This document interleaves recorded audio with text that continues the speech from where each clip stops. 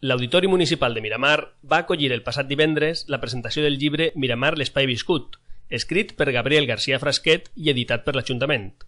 Miramar l'espai viscut és el tercer llibre que tracta sobre la història del municipi, després de la publicació en 2003 del llibre Història de Miramar, escrit per Santiago Laparra, així com la publicació en 2007 de Miramar, Història Pròxima, l'autor del qual és Jesús Alonso. En l'acte van intervindre els autors d'aquests tres llibres, així com l'alcalde de Miramar, Asensio Llorca. Al voltant de 250 persones de totes les edats quasi van omplir l'auditori municipal per assistir a la presentació d'un llibre que se centra en l'estudi de la cultura popular de Miramar, analitzant aspectes com la toponímia, la parla, els jocs i diversions, els carrers, la mar, l'agricultura o les costums i creences, entre altres. En definitiva, al llarg de 400 pàgines, Miramar l'espai viscut parla de tot allò que conforma un importantíssim patrimoni cultural per al municipi.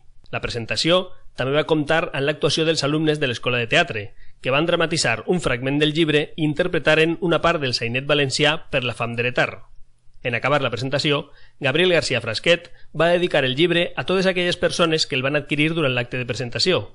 Cal destacar la bona acollida que va tindre el llibre entre els veïns i veïnes de Miramar, que es van volcar amb aquest acte.